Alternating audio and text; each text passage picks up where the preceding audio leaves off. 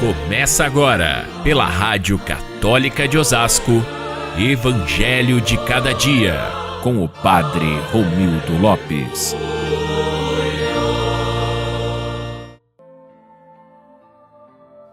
Naquele tempo, alguns mestres da lei e fariseus disseram a Jesus: Mestre, queremos ver um sinal realizado por ti. Jesus respondeu-lhes: Uma geração má e adúltera busca um sinal, mas nenhum sinal lhe será dado, a não ser o sinal do profeta Jonas. Com efeito, assim como Jonas esteve 3 dias e 3 noites no ventre da baleia, assim também o Filho do Homem estará 3 dias e 3 noites no seio da terra. No dia do juízo, os habitantes de Nínive se levantarão contra essa geração e a condenarão, porque se converteram diante da pregação de Jonas. E aqui está quem é maior do que Jonas.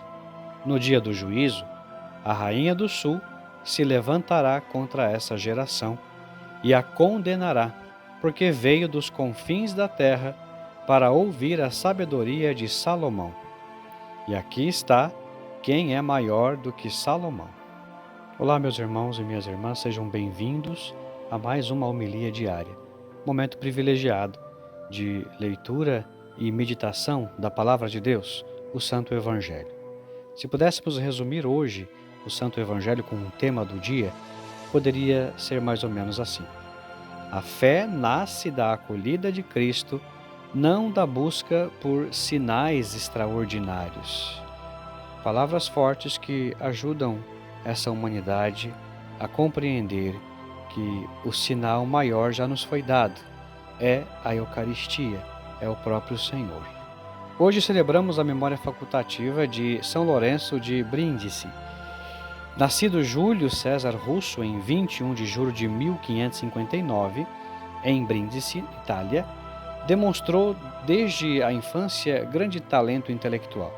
Órfão aos 14 anos, foi acolhido por um tio em Veneza, onde desenvolveu mais ainda os seus estudos.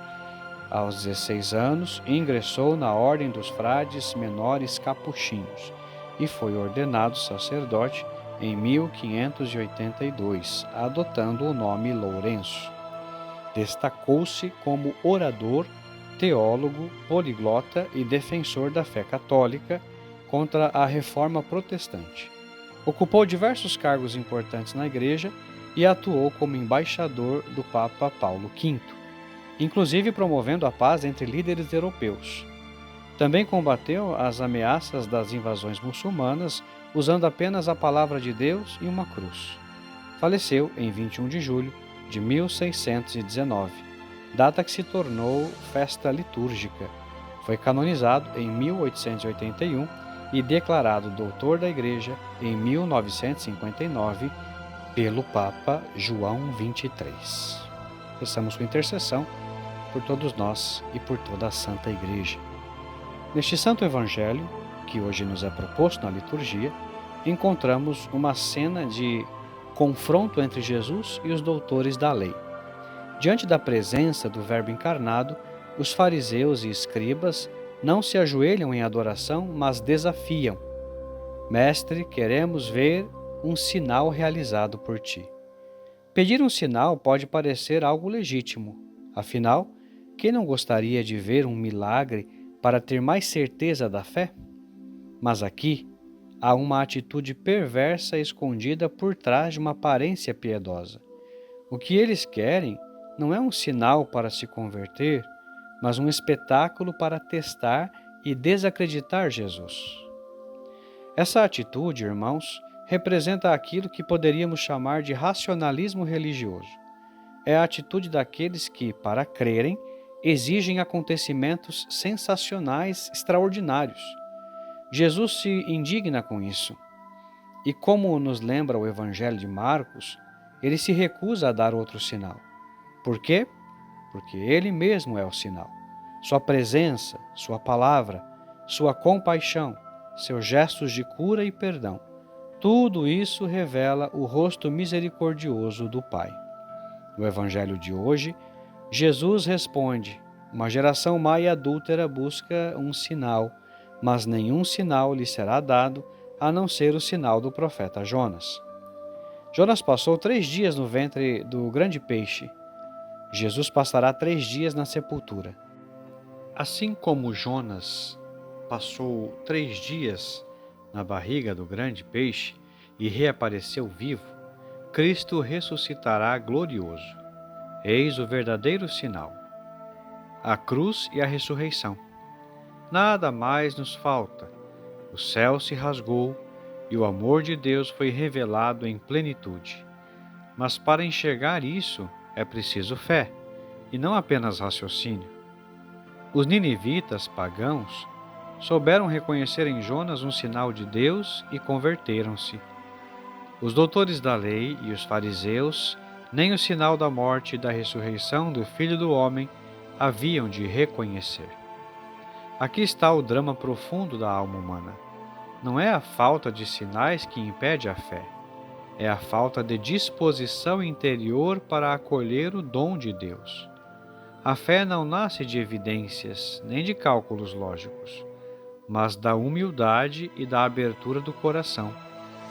Como Jesus mesmo disse em outra ocasião: eu te louvo, ó Pai, porque escondeste essas coisas aos sábios e inteligentes e as revelastes aos pequeninos. É por isso que tantos simples e humildes creem profundamente, enquanto muitos doutores e teólogos, se não se fizerem pequenos, não reconhecem o Salvador diante de si. Um sinal de Deus só se compreende a partir da fé, e a fé não resulta de uma evidência, de um cálculo lógico, mas da disponibilidade para acolher o dom de Deus, que é o próprio Jesus.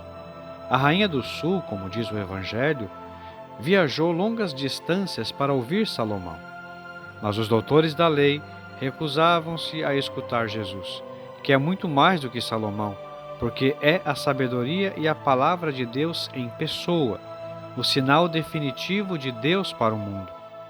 Esse contraste é chocante. Os estrangeiros, como a rainha de Sabá e os ninivitas, reconheceram o agir de Deus e se converteram. Já os religiosos de profissão permaneceram fechados, frios, orgulhosos.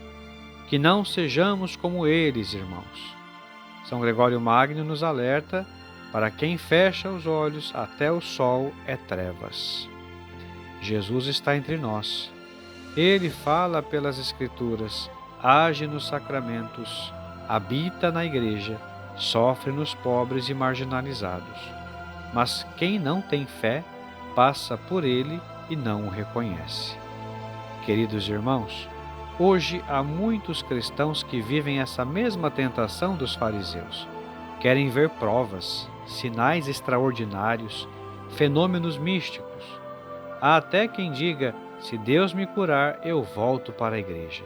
Se eu ganhar na loteria, é porque Deus existe. Esse tipo de barganha é incompatível com o Evangelho. Deus não é mágico, Deus é Deus, Deus é Pai. E Ele já nos deu tudo. Cristo crucificado e ressuscitado, o maior de todos os sinais. Que não sejamos uma geração que exige sinais para crer, mas discípulos que creem para reconhecer os sinais. Que tenhamos um coração como o dos ninivitas e da Rainha do Sul, dispostos a escutar, a acolher, a se converter. Rezemos assim. Senhor Jesus, Tu que és o sinal eterno do amor do Pai, Tu te entregaste por nós na cruz e ressuscitaste para a nossa salvação. Dá-nos um coração humilde, aberto, disposto a crer mesmo sem ver, a confiar mesmo sem compreender. Livra-nos do orgulho dos fariseus e da frieza dos escribas. Ensina-nos a reconhecer Tua presença nos pequenos, nos sacramentos, na palavra proclamada e no silêncio da oração. Que não busquemos espetáculos, mas a profundidade da Tua graça. Que sejamos como os ninivitas, tocados por Tua voz, prontos a mudar de vida. E como a Rainha do Sul, sedentos da Tua sabedoria. Tu és maior que Jonas, maior que Salomão.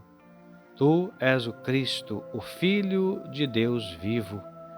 Cremos, Senhor, mas aumenta a nossa fé. Amém. Deus abençoe você. Até amanhã, se Deus quiser.